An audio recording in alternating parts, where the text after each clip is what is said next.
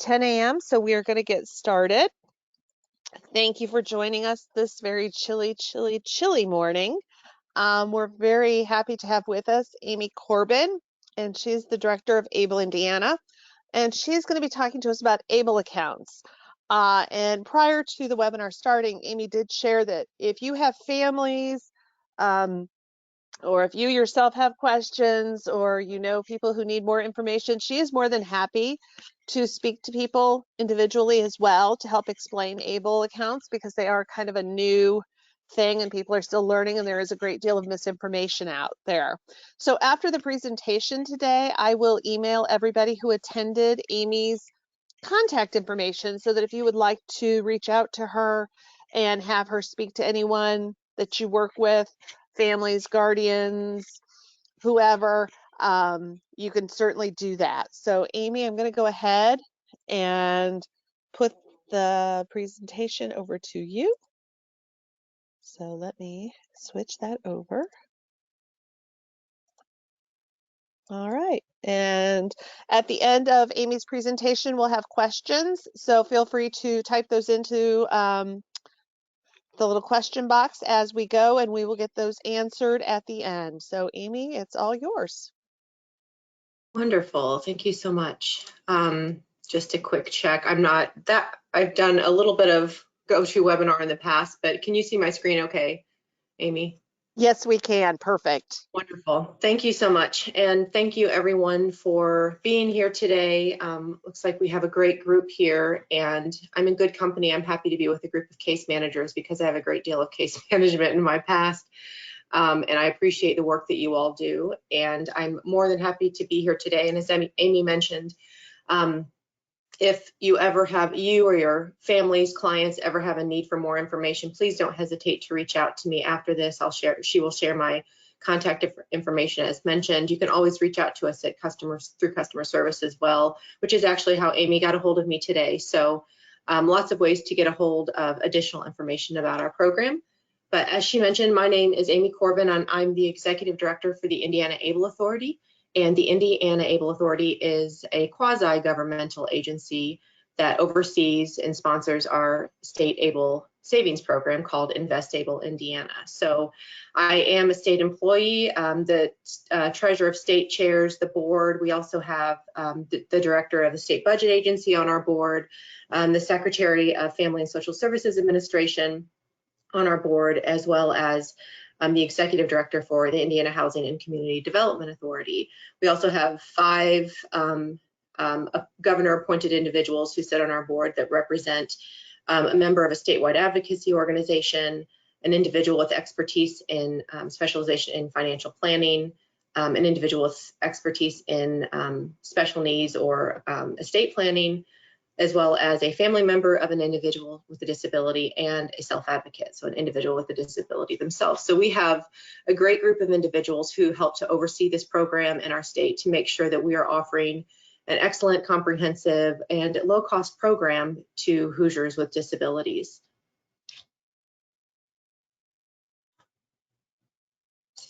There we go. So some of you might be familiar with ABLE. Some of you may have just heard about it. You might know a few details about the program. Perhaps some of you have never heard about it before, and this will be a great session for all of you.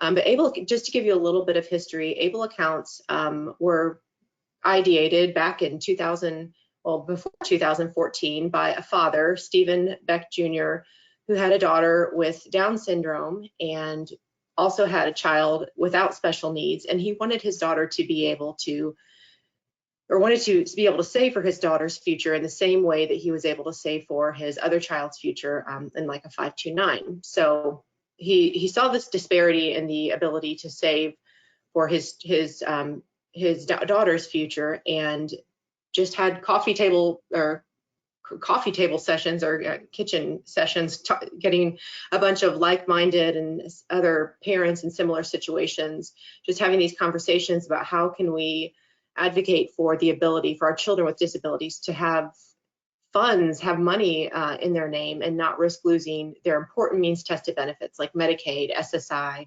housing benefits. So after a lot of groundwork, a lot of grassroots effort, and advocacy, the Stephen Beck Jr. Achieving a Better Life Experience Act was passed in 2014 and signed into law by then President Obama. And this, the ABLE Act of 2014, so ABLE actually stands for Achieving a Better Life Experience. These accounts allow for certain qualified individuals with disabilities to save funds for qualified disability expenses and not risk losing those vital public means tested benefits, again, like Medicaid and SSI. So you might also hear ABLE accounts being referred to as 529A programs. That's just because the section of the Internal Revenue Code is 529A, and that's just the section of the Internal Revenue Code rather that was amended to allow for these qualified ABLE programs. So if you hear ABLE, 529A, InvestABLE Indiana, it's all the same thing. It's an ABLE account. And so the key benefit of these programs allow for the money in and the money taken out of, so the assets in and the distributions from these accounts for qualified disability expenses to be disregarded or given special treatment in determining eligibility for most federal means tested programs. And so that, again, that's the key benefit. So you can save money in this account. A qualified individual with a disability can save money in this account and not risk losing those crucial benefits. To give you a little bit of background on how I gave you the structure of the board, the Indiana ABLE Authority Board, but to give you an idea of how our board came into becoming InvestABLE Indiana, or offering the program InvestABLE Indiana, we considered a lot of different options and wanted to be able to offer a low cost,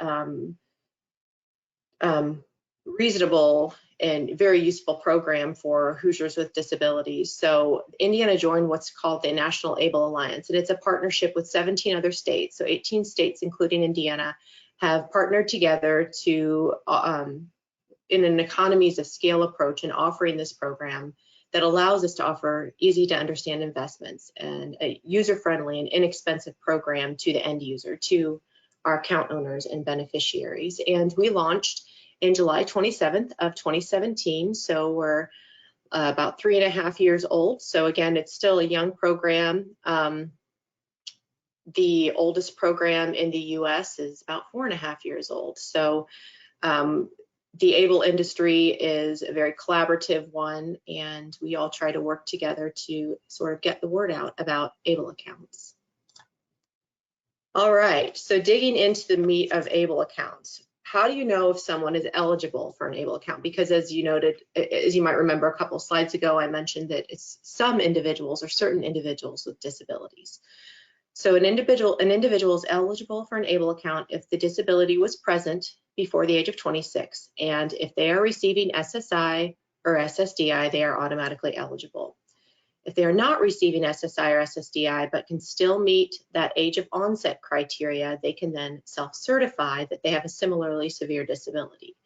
I will point out that that age of onset criteria, while 26 does seem kind of like an odd, arbitrary number, there's a lot of story leading up to why that is the case. I won't bore you with all of that information today. Happy to go into it a little bit deeper with you later if you want to reach out to me. But the onset has to be before age 26. That doesn't mean, again, that someone over the age of 26 cannot have an account. They just have to have that onset. I will point out that if say a diagnosis occurred after the age of 26, that could correlate back to that diagnosis, that disability having occurred before the age of 26. Then that could potentially also be qualify that individual for an ABLE account. So say that the diagnosis was given at the age of 30, but the diagnostician, the doctor, says, well, we can see that this disability was present back before the age of 26, as long as that physician would be able to put in writing that the disability was present before the age of 26, they could still be eligible.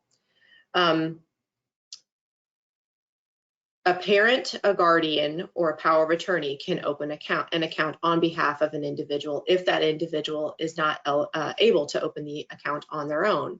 So again, an eligible individual can open the account for themselves, or an authorized individual can open one on their behalf. So the authorized individual at this point is a parent, guardian, or someone that has power of attorney. I will point out a couple of things that are a little bit of extra information to supplement this slide. Is that one, on a federal level, we are trying to increase that disability age of onset from 26 to 46. There is a bill that's been sitting in Congress for a while that we're trying to continue to push through and get passed, to raise that age of onset from 26 to 46 to expand the ABLE eligible population. So if advocacy is something that you're passionate about, please reach out to your congressional members and talk to them about that. I'm happy to give more information about that bill if you'd like to receive it. But in terms of an authorized individuals that might be able to open an account on behalf of someone, we get a lot of questions as to whether or not representative payees can open an individual on their behalf. Currently, under the guidelines, the answer is somewhat no. There's a little bit of gray, because if it's an organizational representative payee status, and they have in writing the ability to manage that person's finances on their behalf, then that organizational representative payee can open and manage the ABLE account on behalf of the account owner. But final regulations for ABLE accounts did recently get released, and it actually expands on who is considered an authorized individual. Actually expands on it quite significantly. So we as an ABLE industry are trying to come into compliance with these new final regulations.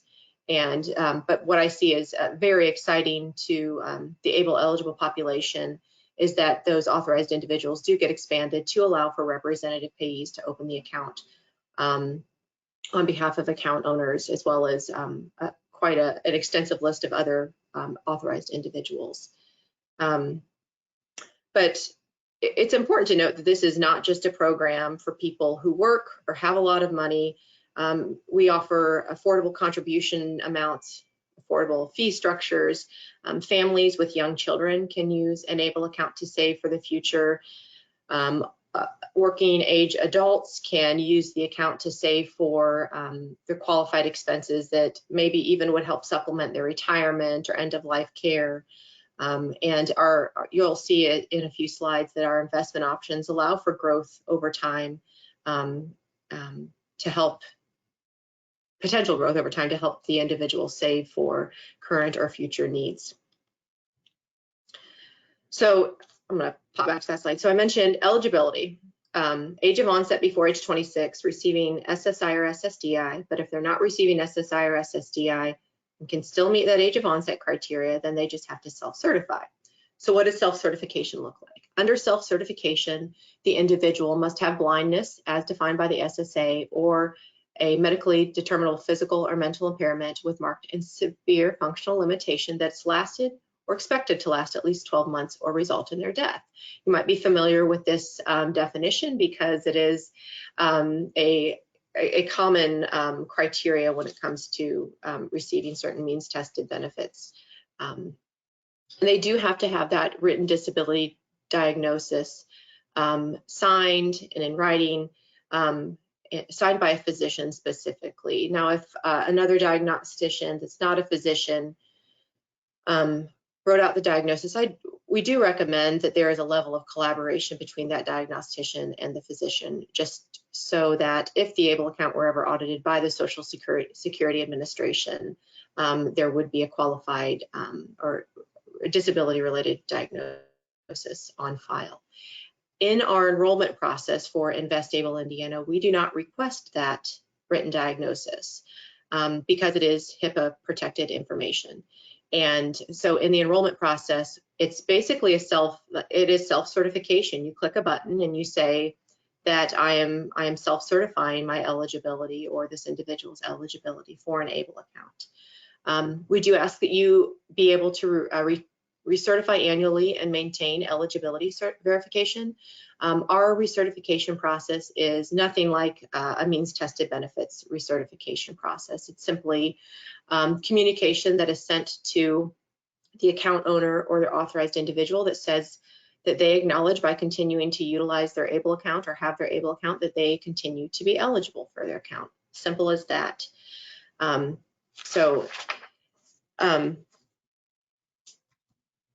There's no extensive, again, annual recertification process. So as you can probably see with your all's background that and knowledge of certain means tested benefits, that the individual is essentially going to have to meet Social Security's definition of disability in self-certification. But that just, as you know, just because someone is doesn't meet the criteria all of the criteria to receive Social Security benefits doesn't mean that they wouldn't be eligible for an ABLE account, because there are other criteria besides this significant functional limitation that go into that eligibility process. Moving on to qualified disability expenses. This is this is where I get the bulk of my questions, and I'm happy to receive and answer questions if that's possible at the end of this presentation, or take those offline.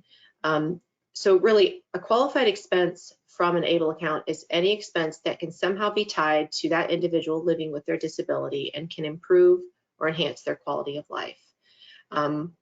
Just as a side note, a little legal disclaimer, I cannot provide legal or tax advice as it relates to qualified expenses, but I can give you examples, and I can tell you, I can at least share with you what I've heard attorneys sharing with their clients, or other such examples of qualified expenses. So qualified expenses include, but are not limited to, everything that you see on the screen.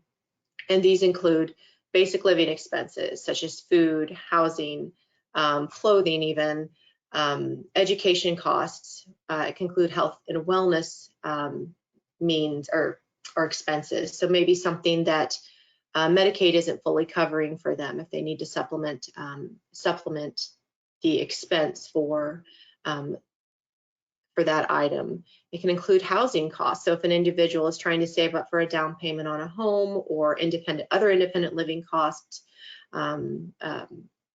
moving into their own apartment, it can cover that. Potentially even sanitary disposal and trash and other housing related expenses.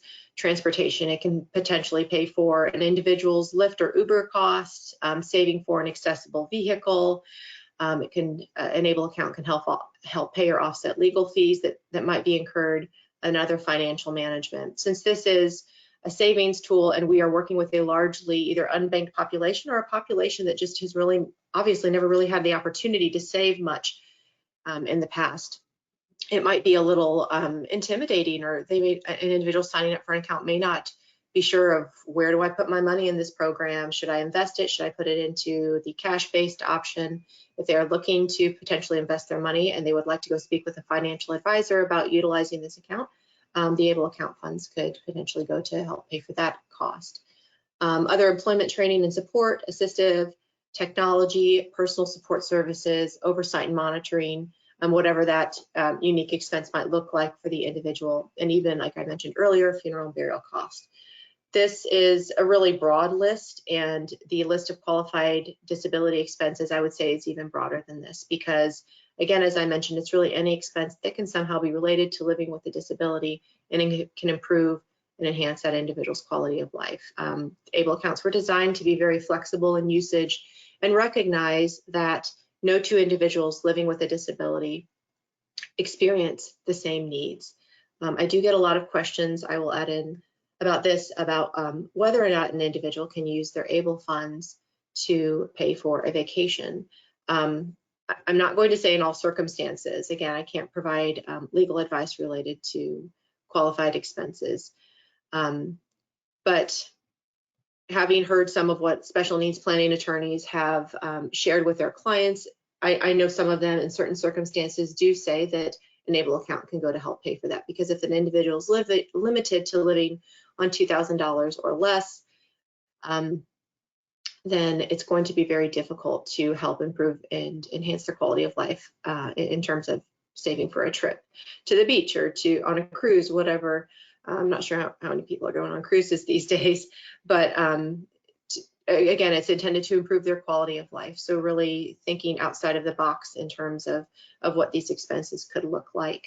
I will point out that utilizing Enable account for housing withdrawals, the funds, this is one special exception for this qualified expense. For housing withdrawals, the funds have to be used within the same month that the money was taken out of the ABLE account. So if an individual is looking to say, use their ABLE funds to pay for 2 months worth of rent, and they pull out, say, March and April's rent at the beginning of March, then they need to pay for those 2 months of rent at the beginning or within the month of March, and not hold back that second month's worth of rent until April, because then it would count as a resource or an asset to the individual. So ABLE accounts can really allow for funds that are counted in an individual's resource limit to be used for things like leisure activities, instead of having to be saved or used for a disability or other functional expense. But as you see, qualified expenses are really broadly defined, and we have seen qualified expenses change over time over the past few years since ABLE accounts have been around, because the Social Security Administration did recently update their POMs to clarify that basic living expenses do include even food-related costs. We do encourage an additional note, we do encourage an individual or their authorized individual to keep track of their expenses in case the account is audited by the Social Security Administration. So that could just mean like keeping a basic check ledger of the date of the expense, the amount, and what the expense was used for, and how it would be determined as a qualified expense. So I mentioned that one of the key benefits to ABLE accounts is being able to save money for the future or for current expenses even, and not risk losing their vital benefits. That is obviously a huge draw to this program, but there are other advantages to utilizing an ABLE account, and those advantages are tax related. So the funds, the money saved in an account can grow and be withdrawn tax-free as long as the savings are used for qualified expenses. If the savings are used for non-qualified expenses, then they are essentially going to have to pay taxes on any earnings portion of the withdrawal. So that earnings portion of the withdrawal will be treated as income.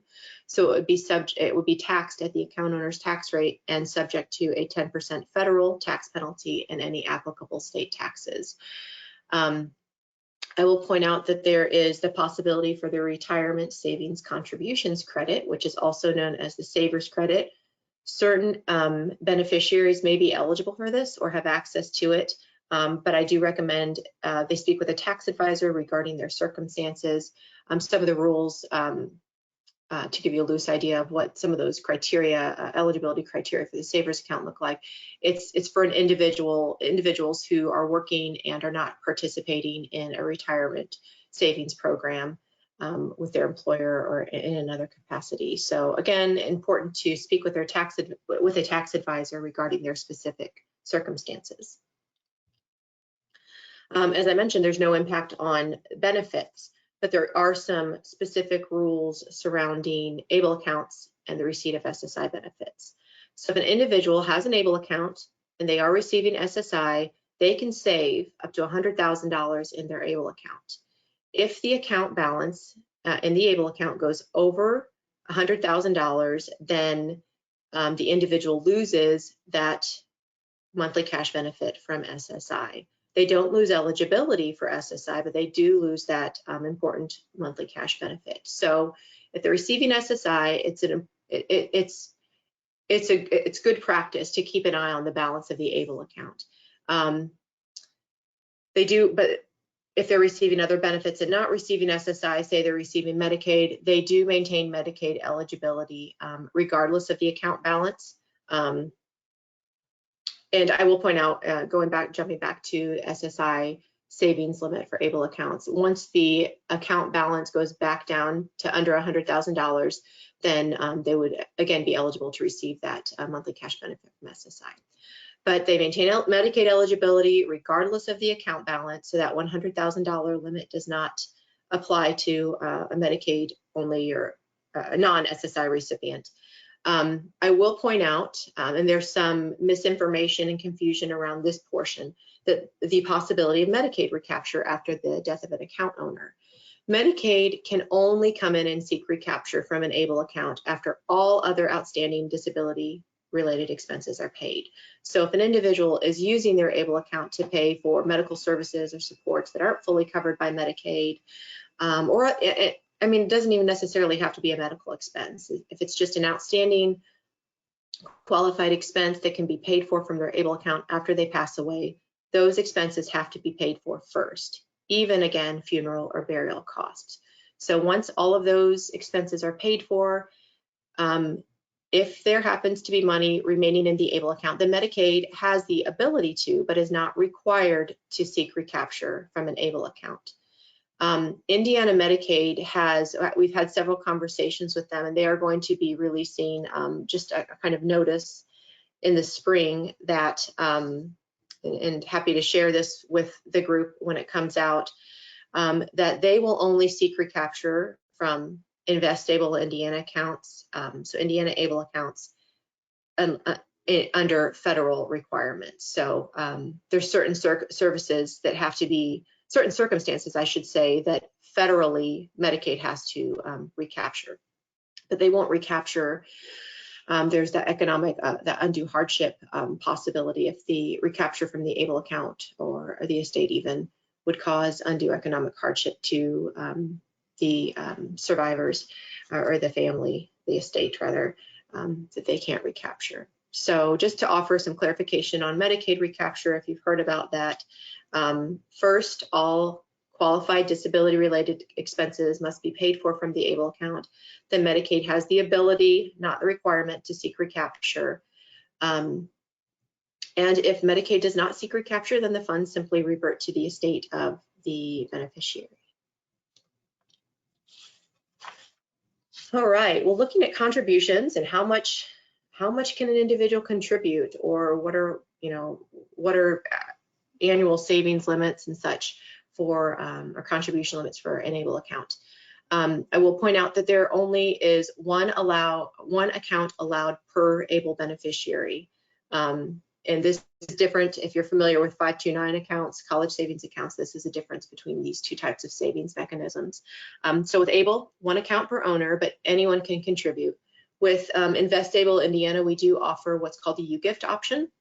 And this is an easy online gifting platform that allows family, friends, whomever to easily contribute into the ABLE account, and the funds are not counted as in-kind services or supports. It's not counted as income or a resource, again, to the ABLE beneficiary.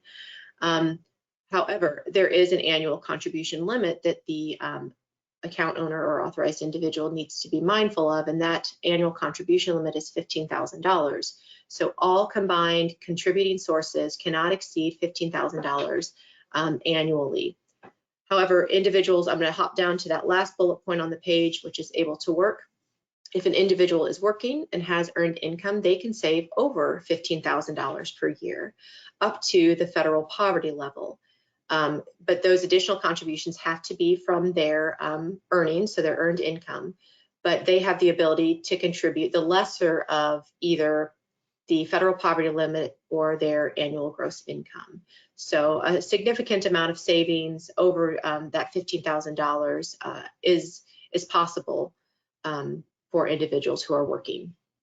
The aggregate savings limit, throwing all these numbers at you, but the aggregate savings limit is $450,000 for Indiana account holders. And that is mirrored off what our state 529 aggregate savings limit is. So I've thrown a few numbers at you here: $100,000, $15,000, $450,000.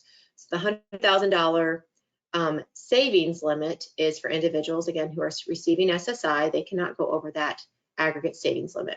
If they're not receiving SSI and are receiving other means tested benefits, or potentially no means tested benefits at all, they can save up to $450,000. but the annual contribution limit, which is how much they can put into the money each year, is $15,000. So as you can imagine, it's going to take a few years. It's going to take some time to reach that either $100,000 or $450,000 aggregate limit when there are certain contribution limitations to the account. A couple of years ago, rollovers from 529s into ABLE accounts were allowed for. I do encourage an individual, if they have been saving in a 529 college savings account, to consult or contact that program to see if they can roll over, see if there's any tax implications in rolling over those 529 funds into an ABLE account. So if you have a parent that's been saving in a college savings 529, and they realize their child is likely not going to be going to college in the future, then they could potentially roll over those 529 savings into an ABLE account. I will point out, though, with Indiana's College Choice 529 program, some of you might know about the very generous tax credit that is available to individuals. The reason I say consult with the 529 program is that with our state-specific 529 program, with that tax credit, if there is a regular sort of year after year rollover from the 529 into the ABLE account, there is a possibility that any tax credit received under that program during that time of rollovers could be subject to recapture. So either consult, probably even a better point of reference than the 529 program will be consulting with their tax advisor to consult them on any potential tax implications on that rollover. But federally, it is allowed for. With investing in a program for a population that has never been able to really invest or had many doors open to them for investing, we understand that it can be confusing, and we've tried to make it as easy as possible while offering a diverse group of relatively low risk investment options. So we offer 6 investment options that range from more aggressive options for individuals who are seeking higher returns, or more conservative options for individuals who don't necessarily have the same risk tolerance. So if we have parents saving for their young child, maybe they would like to invest a little more aggressively over time to save for their loved one's future. But if we have an adult who is, reaching middle age, or not even reaching middle age necessarily, there could be multiple circumstances that might just make it so that they would choose to utilize one of the other options, like more conservative or more moderate investment options in the program. So our program, InvestABLE Indiana, has tried to offer choices for every type of investor out there. I will later in a few slides from now, I'll put our website up, and certainly advise you to go, or your clients, the individuals that you're working with, to go there and check out the different options that are available. There is a portion of our website that has a "what kind of investor are you?" question, and gives different scenarios that might help a new beneficiary or new enrollee in the program to help sort of paint their picture or get an idea of where their investment needs or even risk tolerance might lie.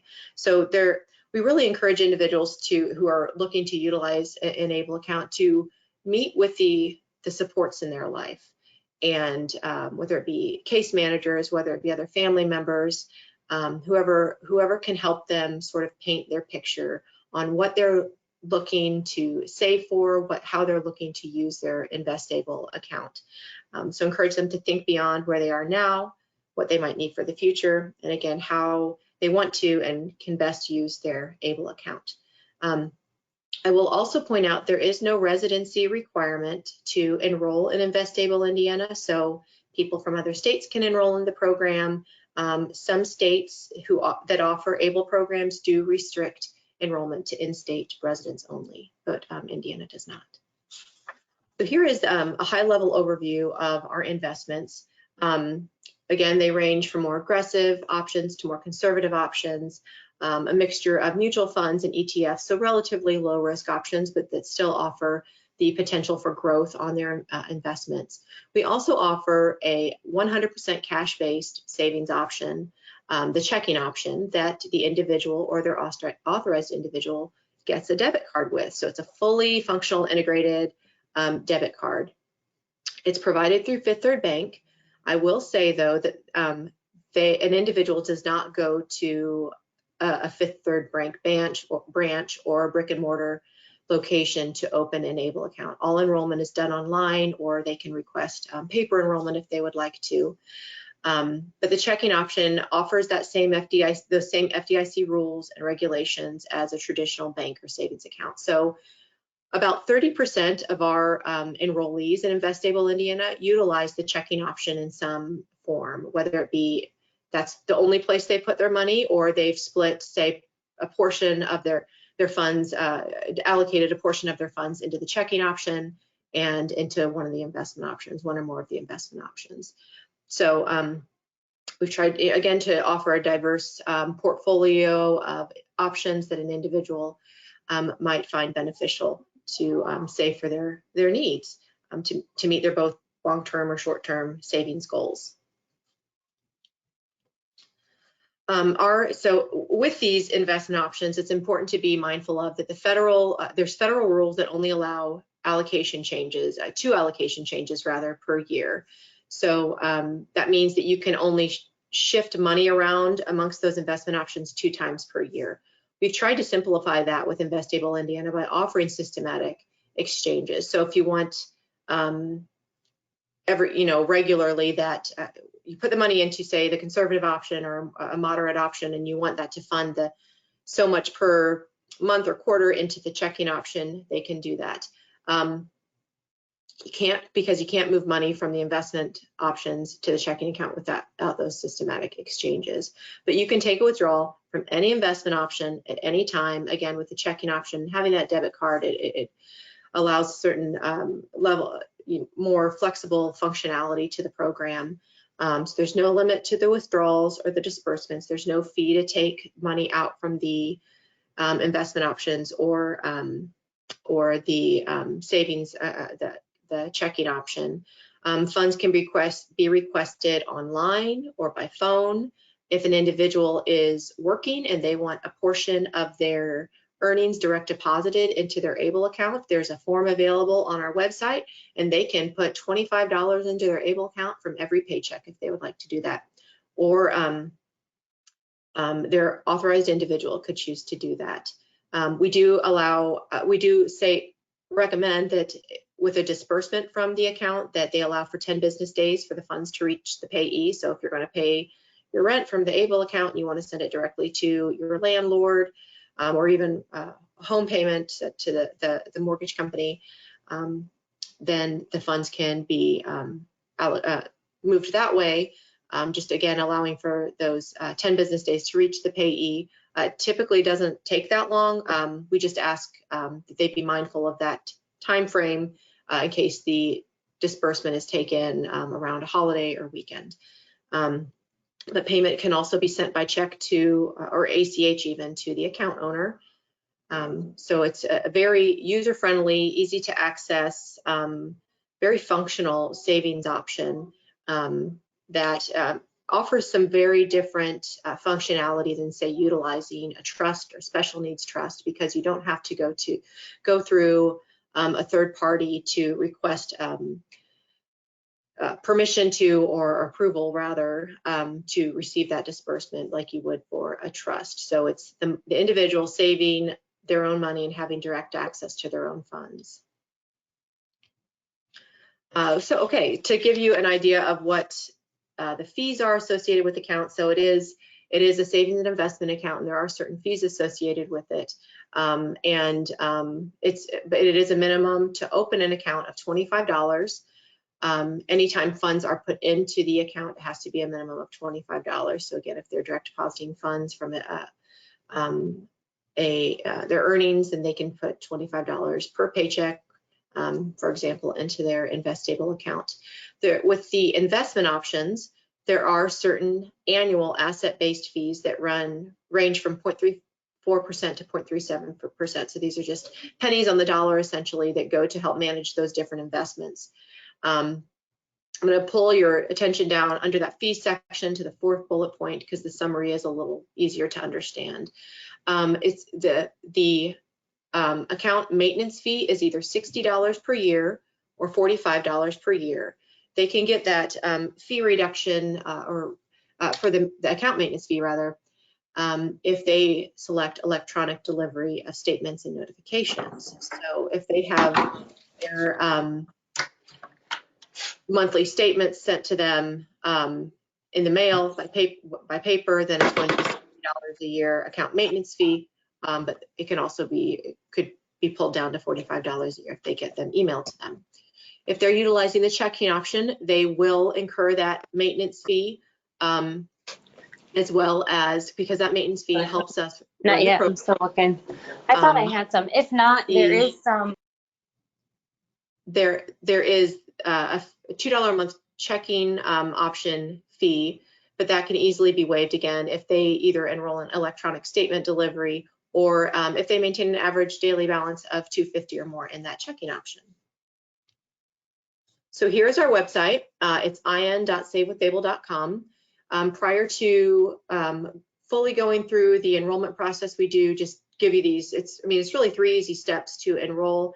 Takes a very short amount of time to enroll, but we do encourage the individual or the authorized individual to look at the program disclosure statement. And I will be the first to tell you this is a very lengthy document that has a ton of information in it, but the information in it is very, very useful. So if you just want to do a quick search and find in the document to learn more about withdrawals or contributions, something like that, you can easily search the document to find that. I'm happy to have a conversation with you about those things as well, or the clients that you're serving. But again, just take a glance at that program disclosure statement. You're going to be, in the enrollment process, you're going to, again, have to choose the best investment option, or they're going to have to choose the best investment option in enrollment. And then there is certain information they will have to have ready and on hand to enroll, and that's just personal identification information, such as a street address, taxpayer ID number, or social security number, birth date, and a personal bank account number if they would like to pre-schedule contributions from a personal checking or savings account into their ABLE account. So just a little summary. Again, enrollment is all done online. Again, even for that checking option that offers the debit card, online at in.savewithable.com. You'll see the InvestABLE Indiana header there. Again, $25 minimum. Need to be able to verify during enrollment who is opening the account, so whether it's the eligible individual or the authorized individual, and then make sure that if they are self-certifying, that they have the verification that the eligible individual has the qualified disability. And then again, they're going to choose from the different investment options designed to meet their needs. And again, always really encourage individuals to take advantage of that U-Gift gifting option, so that family and friends can contribute into their loved ones' account to assist them in saving for those qualified expenses, because we understand that it can be, when you have you might have limited means available to you, that you can certainly help to crowdsource or crowdfund this account to really make it work for you or work for them. This is just an important legal information document to say that I'm not an attorney or a tax advisor and cannot give related advice. We do encourage individuals who maybe don't live in Indiana to consider their home state's plan if one is offered, because there might be certain tax benefits in that state. This is just a list of frequently asked questions. I've touched on a lot of them throughout the presentation, but Amy, I'm not sure if we have the functionality to do Q&A here, or if it's best just to take those questions offline. I'm happy to do that as well. If someone really wants me to dig in a little bit deeper, I just wanted to leave a little bit of time here at the end to see how the group would like to move forward. We have some questions that have come in. Mm-hmm. And so, yes, so we usually go ahead and go through those and I can read those to you, and you can Sure. hopefully provide us with even more good information. This has been a really informative session for us. Lots of excellent information. So let me get to the questions and see what we have. Someone said, yes, they would like more information about the bill that you spoke about earlier. And then where would be the best place to find that? So it's called the Able Age Adjustment Act, and it's a federal bill. And you know, I don't know if it's because it's Friday or or what, but I'm completely spacing on that bill. I will share that Okay. with you after, Amy, if you would like to pass it Yes. along to the group, because Absolutely. advocacy on that bill would be wonderful. I do know with the current administration, they have specified that that Able Age Adjustment Act is part of their platform and priorities. But again, it's called the Able Age Adjustment Act. Excellent. When it comes time for the recertification, do they send a reminder out, or is that just something that an individual is expected to know? So they will get a notification in their monthly statement. It will be just a reminder, basically, that by continuing to have open and utilizing their ABLE account, that they are acknowledging that they continue to be eligible for the ABLE account. There's Okay. no other steps that they have to take. Oh, okay, that's excellent. A lot different than having to recertify for Medicaid. Very different, yeah. So I don't want people to be intimidated by when I say recertification. Okay. You said the law is 520A, right? That's why it's sometimes called a 529A account? Yes. Yeah. Okay. That's just the section of the Internal Revenue Code that was amended to allow for these. So 529s are college savings accounts. They amended section 529 of the Internal Revenue Code to allow for ABLE accounts. So it's 529A. Okay. So if somebody is over resources monthly, they can place that money into an ABLE account, correct? Correct. And then they cannot go over $15,000 in contributions for the year. You got it. That's correct. Okay. And again, that is from all combined contributing sources. So if they are going on with their own contributions, if they're going to reach 15,000 max in contributions on their own per year, they may not want other people contributing into their account. But if they can't, I mean, that's a lot of money, $15,000 for many people. Yeah, but if they cannot reach that $15,000 limit on their own, then I mean, we have parents that are like, gosh, my kid doesn't need any more toys. Please just save in their 529 or save in their ABLE account. And this allows the gifting platform allows for a really seamless ability to contribute into their ABLE account. Okay. Somebody noted a lot of people I know have stayed away from ABLE accounts because of the state's ability to take any remainder funds. That area needs more discussion for many people. Yes, I agree. And with the National ABLE Committee that I'm a part of, we continue to make that a priority of ours. And it's part of also why I try to spend a lot of time in my presentations talking, or a significant amount of time talking about that, because state Medicaid is not required. And it does not mean in all circumstances they are going to, because there are certain, especially with Indiana, they've mentioned they're only going to recapture in those certain, under those certain federal requirements. So it's ages 55 or older when Medicaid has paid for certain long-term services or care and support, home and community-based services, that they can only recapture. I will point out that Medicaid, say an individual received Medicaid for 20 years of their life, but they only had their ABLE account open for 10 years. Medicaid, if they could, or if they decided to pursue recapture, they can only look at that 10-year window. Their ability to recapture from ABLE is not retroactive to the beginning of the time they started receiving Medicaid. Okay. Is there an age requirement to open an account, and could it be open for a child? It can be open for a child. So the only age requirement is that the onset of disability has to have occurred before 26. But if they're 45 years old and they've lived with autism their whole life, or other, I mean, you know, so many diagnoses occur before the age of 26. They can enroll as long as they can meet they're eligible as long as they meet that age of onset criteria. Okay. So that's the only age limitation. How difficult is it to withdraw funds for a one-time expense? Not difficult at all. Again, they just have to go online, or they can just call the program. The number's here on the screen. They can call that 800 number and request a withdrawal from their account, and then the money can be sent through an ACH payment into their personal checking or savings account, or the program would cut them a check and send it to them. So if they're saving up money to pay for home modifications, or I mean whatever their qualified expense might be, they can easily have direct access to their money. Okay, excellent. Is there a benefit or risk in ABLE accounts versus a trust?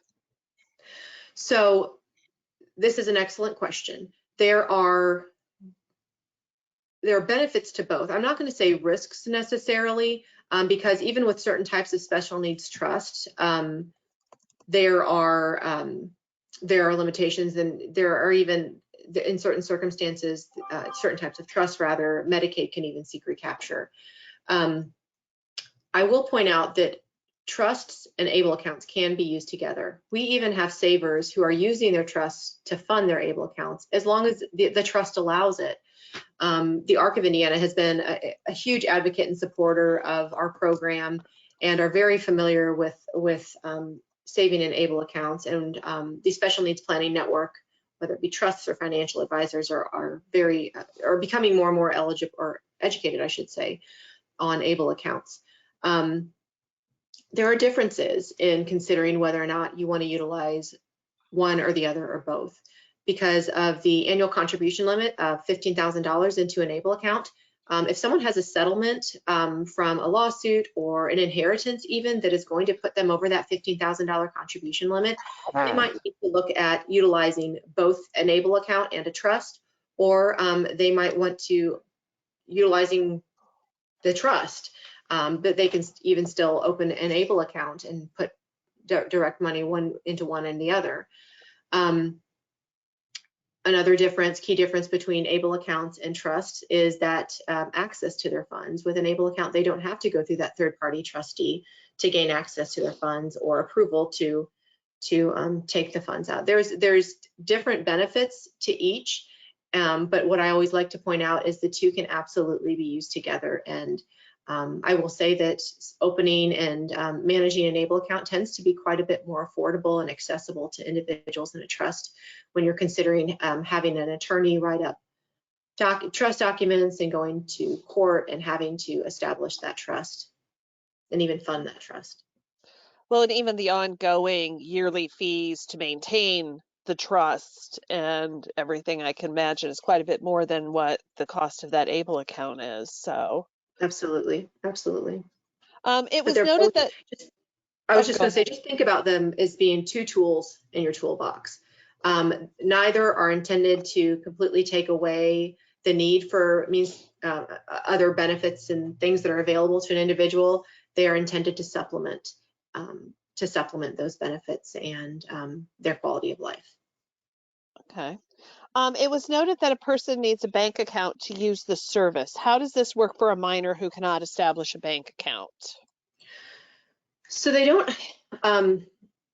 don't necessarily have to have one if they're going to, if they don't want to automatically fund through ACH. Sometimes the checking option in our program might be the only sort of banked option that they have, because so many people like it, because of that option, particularly because of the debit card. So they don't necessarily have to have a checking account if they're going to make a one-time contribution or make their contributions by a check. They don't accept like, I mean, it has to be a cash contribution. So they would have to have some ability, I guess, to make that initial deposit or ongoing deposit, even if it's not going to come from a bank account. It's a unique situation for, I mean, if someone doesn't have that ability, but it is possible. Okay. Is the Miller Trust and ARC Trust primarily the same concept? there are actually quite a few differences between the different types of trusts. I'm not an attorney, so I can't speak to all of the specific, or even a trust administrator for that matter. So I can't speak to all the specific ins and outs of those types of savings mechanisms. But again, trusts and ABLE accounts can work together quite seamlessly if it is allowed for by the trustee. Okay. Do we have any other questions? That was a good amount of questions. Great questions, everyone. Really good information. We'll give everybody a moment. It is almost 11, so we'll see if anybody else has any other questions. But I know this has been a super helpful session because, yeah, ABLE accounts are definitely a newer concept for all of us. So, Right.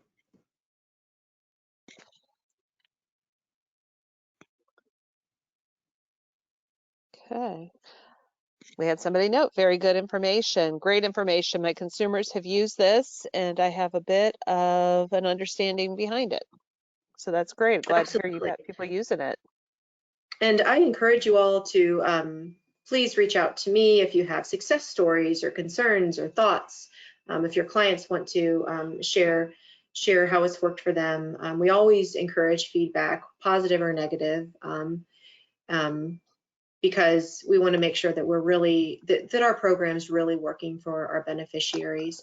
I'll just point out as a final note that our contact information, our website is all on the screen in front of you. And again, Amy will share my contact information with you that you can, please don't hesitate to reach out.